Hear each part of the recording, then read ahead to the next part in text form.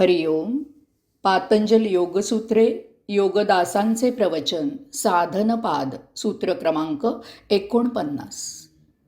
तस्मिन् सती श्वास प्रश्वासयोः गतिविच्छेद प्राणायामः. आसन सिद्ध झालं की द्वंद्व संपुष्टात येते.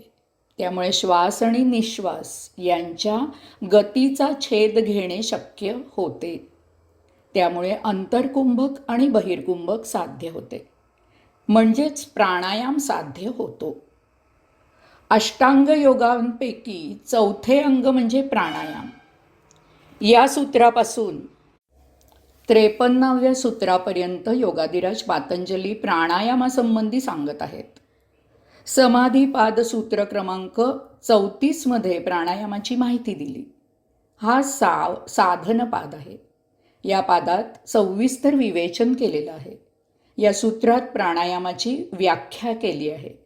अशा प्रकारे आसन स्थिर आणि सुखावह झाल्यावर श्वास आणि उच्छ्वास यांच्या गतीचा विशेष प्रकारे छेद घेणे म्हणजे प्राणायाम.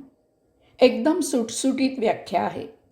थोडक्यात प्राणायामाचा नेमकेपणा सांगितलेला आहे. या व्याख्येतील शब्द फार महत्त्वाचे आणि अर्थपूर्ण आहेत. तस्मिन् सती सूत्र क्रमांक 48 मध्ये द्वंद्वाबद्दल सांगितलं आहे. त्यात आपण श्वास उच्छ्वास या द्वंद्वाचा उल्लेख केला आहे. आसन स्थिर आणि सुखावह झाल्यावर श्वास आणि उच्छ्वास या द्वंद्वाचा त्रास साधकाला होत नाही.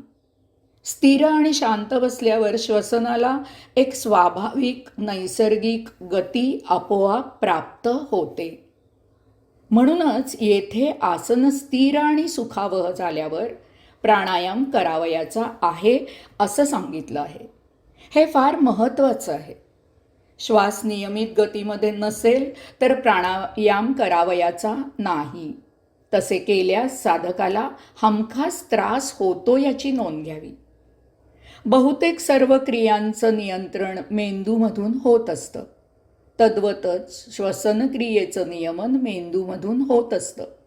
यासाठी मेंदूमधून एक मज्जा श्वसनक्रियेला जोडलेली असते.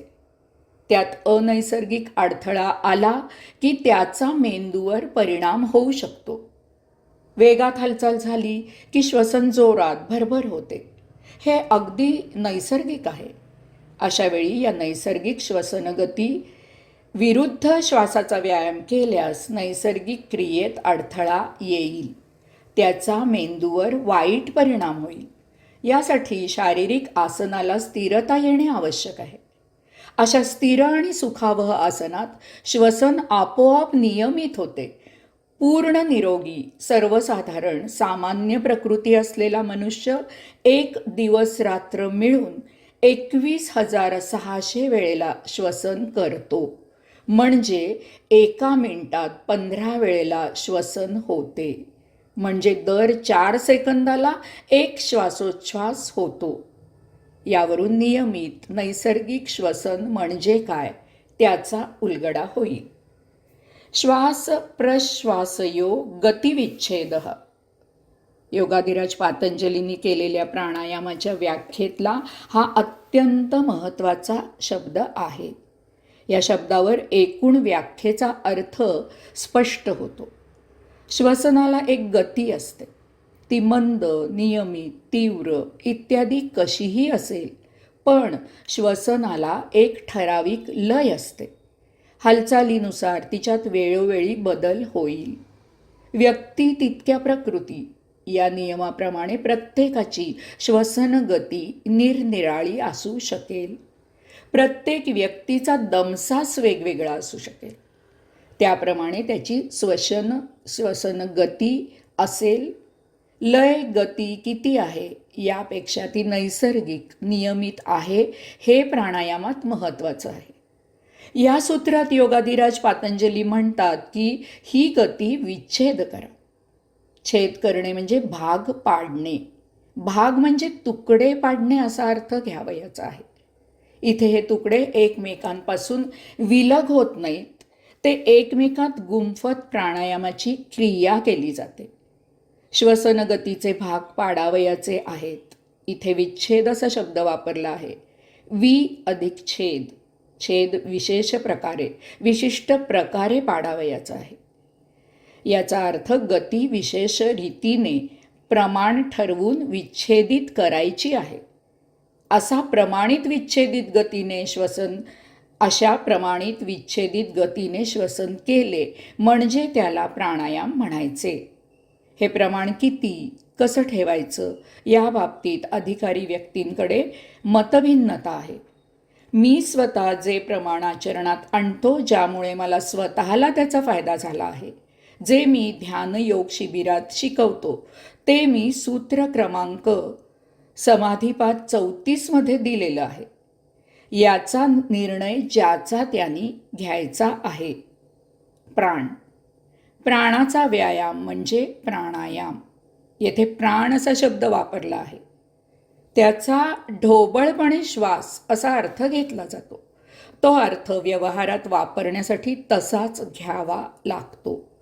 परंतु त्याची पूर्वपीठिका माहीत करून घेऊया. प्राण म्हणजे ते ब्रह्मचैतन्य, जे आत्मांश रूपाने देहामध्ये वास करतं. हा देहातील आत्मा जीव जगण्यासाठी पंचमहाभूतांपैकी वायुतत्व आत खेचून घेतो. त्यातील प्राणतत्व शोषून उरलेला निरुपयोगी वायू बाहेर सोडून देतो. यावेळी होत असलेल्या क्रियेमुळे फुफ्फुसांची हालचाल होते. ही हालचाल प्रमाणित विच्छेद करणे म्हणजे प्राणायाम. प्राण हा शब्द 2 धातूंपासून आलेला आहे. प्रा म्हणजे मूलभूत एकाड, न म्हणजे ऊर्जा. प्राण म्हणजे ऊर्जेचा मूलभूत स्रोत. यामुळे आपले शरीर नैसर्गिकरित्या एका विशिष्ट तापमानाला स्थिर राहते. त्यामुळे आपण सर्व ऋतूंमध्ये निरोगी राहू शकतो. प्राणायामामुळे आवश्यक ती आणि तेवढी ऊर्जा शरीरात सतत साठवली जाते. प्राणवायूमुळे आवश्यक ती ऊर्जा प्रदीप्त होते. रोगजंतू भस्म केले जातात. हेच फार महत्त्वाचे आहे. आपले शरीर ऋतूंमुळे बदलणाऱ्या हवामानामध्येही स्थिर राहते. त्यामुळे आजार होत नाहीत. हरिओम.